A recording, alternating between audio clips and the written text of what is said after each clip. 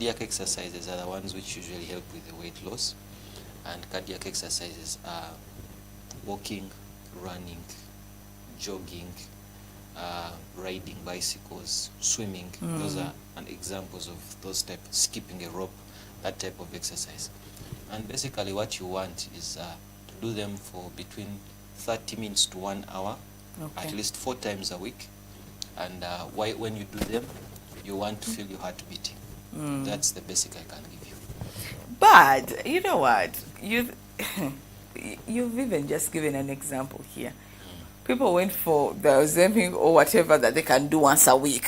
And now you're calling us to do something 4 times again. Yeah, you see, you went for the Ozempic, and then after you finished the Ozempic, you gained back all your weight. You got it back, You understand, because you did not combine it with the proper lifestyle medication. Once it's combined with the proper lifestyle medication, then it now becomes more effective for us to achieve certain medical and even aesthetic goals for a short period of time. But it is these lifestyle modifications that will maintain you at the level we wanted you, that will keep your body in the state of homeostasis that we wanted you at, and that you're also happy with. The Ozempic, like you said, it's a quick fix, but it really doesn't help much when in the long period of time. And then the longer you use it, okay, for these drugs, surprisingly, in the beginning you have more side effects, and then as your dose is titrated, they tend to get better. But you're predisposing yourself to a plethora of other illnesses also, and you do not want to be dependent on a medicine. Most of a medicine you're going to spend over $1,000 every month. Every month. For the rest of How your many life. people can even afford that? It is not. And actually, if you can afford the $1,000 per month, you can afford a gym membership, you can afford and all that. I understand. And you know the crazy thing, some of the people who I've seen that have lost weight fast, if they were like obese or they were really, really there, their flesh kept on hanging as well. I don't know if you have seen it, that it was not firm. So they were left, they could be thinner, but now their body is not just as firm. So that is also another thing that I have seen. Yeah, that is one of the effects of rapid weight loss, that you will have overhanging skin and sagging skin all over the place. Okay. Sometimes the only solution for that is that it has to be managed surgically. Yeah, and even for the weight loss, there are also surgical options. And I wanted us to get into that because I don't think we shall have any other time to discuss that. There's tummy tuck, right? Tummy tuck is strictly for aesthetics, mostly for aesthetics. It's on the outside. For you to look nice. In clothes. Yeah, in clothes and everything, but it has nothing to do with reducing your weight. Or it might be that your weight has reduced so much and now you have a saggy tummy, so you want to have a tummy tuck, And the other packages that people now come up with, the BBLs and everything. So also that falls under that. Yeah, you see, with like I was saying, that all these things start out as interventions for a certain class of patients, and then they end up becoming used where the money is. So when you look at plastic surgery, it's actually called plastic and reconstructive surgery. Yes. Now the plastic it started out for, with the people who were cancer? No, not cancer. Okay, cancer for some, but it started out in World War I and World War II, where people would return with very horrific injuries. Someone lost half their face. Someone has very big disfigurement. Someone was burnt. So people started finding innovative solutions. When AIDS came, some people would start on medicines, and then their fat becomes distributed in a funny manner. For example, they lose all fat in their cheeks, they gain fat around their bellies and all sorts of things. So surgery, the plastics type, also came as a solution to some of these issues. But then someone said also if they can fix and do a facelift and this person who look this way, can't they also? They can help out they even can with the help. nose, Yeah. with yeah. So now people developed other things for the nose. They developed all sorts of techniques for different things, which by the way we also do at the hospital. But You do? yeah, but then that you also it has its qualifications, and even before you go for plastic surgery, you must have a psychiatric evaluation to make sure that, especially if you've had plastic surgery previously, make sure you're not getting addicted to it, because you can also go down that rabbit hole where one procedure you first notice, okay, fine, let me fix my nose. You fix your nose, and you're like, now my nose and my face, there's a way they are not proportional. Can we do something like a facelift? And then you do that.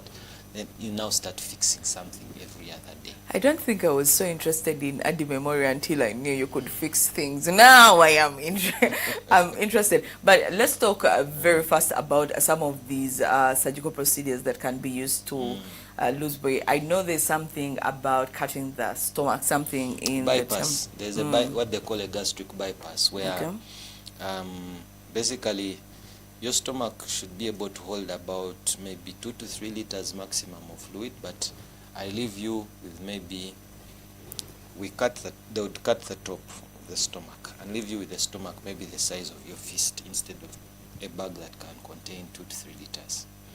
Then connect this top part we've cut off to the lower part, so you basically remain with a very, very tiny stomach and shut off this other upper part. It's called the gastric bypass. Okay. Or they use a gastric sleeve which they just put around your stomach. That just reduces the volume you can have in your stomach at any one time. Okay. So you lose weight rapidly. Weight as well. Very, very rapidly. Yeah, so there are surgical options for that. That's a whole nother topic in the surgical options for weight loss. So there are that, then of course there is of course the medications and that. So even as we wrap up, the lifestyle change is something that many people are struggling with. In your own experience, why are we struggling a lot with movement? Walking, we do not walk as much. Swimming, gymming, we can. I think exercise is one part. The other part which I need to emphasize is also your nutrition. Okay.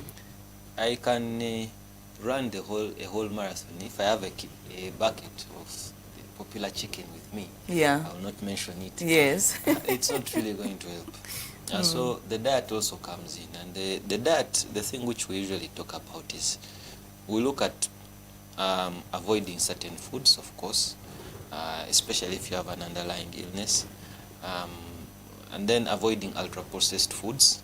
It's just basically sometimes it's avoidance of certain things which we really like, because one of the things which you realize from what we are talking, for example, the hormone insulin, it comes when you're fed. So it gets the glucose, takes it where it needs to be used in your muscles, in your liver, but it also stores. It also causes insulin also causes lipogenesis. Causes you to store fat. So if you're eating very sugary foods, whenever you eat sugar, insulin is produced. Insulin produced, one of the effects, stores anything excess as fat. Yes. Because the body thinks it might be that one day when we might be starving. Yeah, when we need it. So let's keep this car reserve. The body is not designed to waste. Right. They keep excess nutrients. So keeps a reserve, the day never comes and your reserves are very big. Yeah. That's what usually happens. So your diet is also very important. Avoid highly processed foods. Try and eat, if they are carbohydrates, you eat them in their most complex form. By complex, I mean, for example, sugar is not complex. It's just made of glucose and sucrose, two molecules basically. But something like cassava is a complex carbohydrate. So it means that even by the time your body breaks it down, it has to use some energy. That's why cassava makes you a little bit sleepy and all that. So now that's a good food because it does not cause those insulin spikes. You understand? So anything which is high in sugar, low in very, very, very ultra processed, they tend to give you poor nutrients, especially sugar, so quickly and cause those insulin spikes. And you are asking me about fasting. Fasting is also like especially intermittent fasting. Yes, I wanted to talk about that. Yeah. So intermittent fasting, the way it operates is that, like I've told you, whenever you eat something, your body naturally produces insulin, which insulin causes use of glucose, called glycolysis, and then it also causes fat storage, called lipogenesis. So when you look at the intermittent fasting, the way it works, most people will tell you they have a 16-8, for example. Yeah. That means they are fasting for 16 16 hours a day, without, yeah. and then they eat within an 8-hour period. Yes. But insulin, there's another hormone now called glucagon, which does what the opposite of what insulin does. So glucagon is activated when you're starved. So it's the one which goes and starts using the reserves you stored and causes the fat to turn into glucose, causes your glycogen stored in your liver to turn into glucose. So that I'm you can thinking use. it's a good thing. Yeah, it's not a bad thing. So the whole aim of intermittent fasting is to have your glucagon working longer than your insulin. Yes. So that you only have an insulin spike during a certain 8-hour period, and the rest of your time your body is forced to use your reserves. And in that way, your weight drops. Will drop. Now, of course, as we wrap up, there are so many things, especially on social media, when it comes to weight loss and lifestyle changes and things like that. We've talked about the fasting. There's also, what are they called? Supplements. There's a lot. There's teas. A certain country, I don't know if I should say, but there are teas from a certain country that have people in the loo all day long. Actually, they tell you if you're to buy it, make sure it is the weekend and you have no work.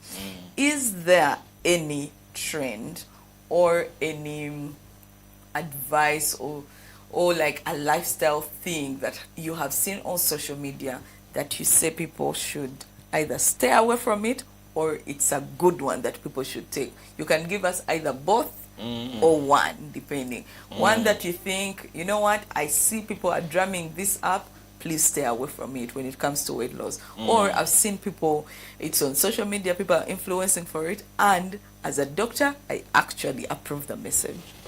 Well, I'll put it in an African and the Ugandan context. Okay. We tend to think that all medicine should first cause us some serious pain before it works. So if something is bitter, it must be medicine. Or, Yes. if I take something for weight loss and I'm in the loo for the whole day, then this thing must really be working.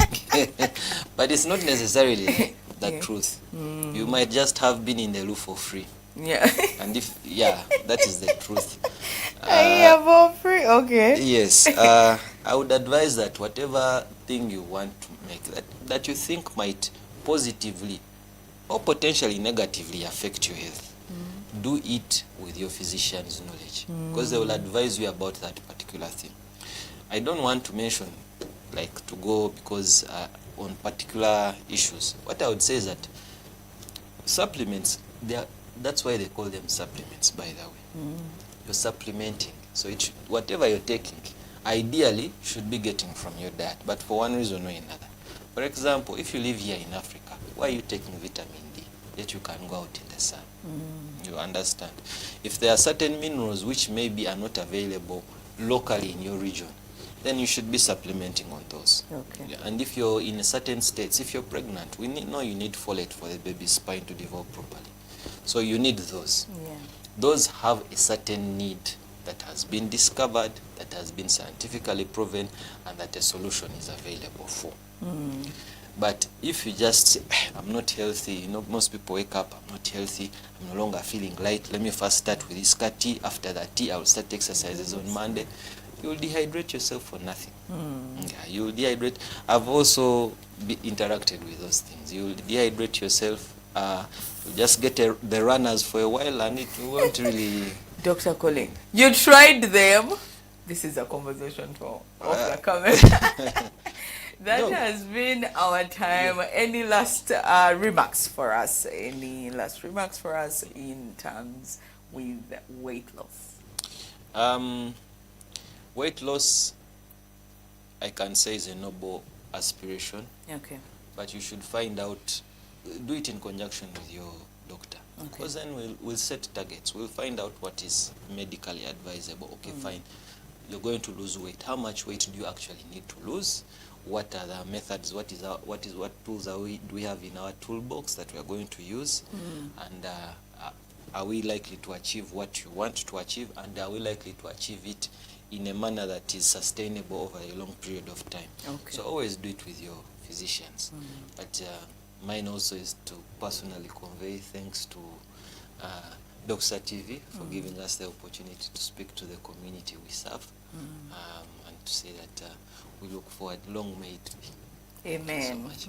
Amen, Doctor. Thank you so much, Dr. Colin from ADDY Memorial Hospital, right there in Kanyanya on Bahai Road. So please get in touch with them in case of anything. Me, I like the fact that they do plastics. That is what I've taken from this conversation, nothing else. But before we wrap up the show, producer, kindly help me play the sound for the people out there who want to win some money, because today we are winning 35,000 Ugandan shillings, and we have the doctor here in the house, so he might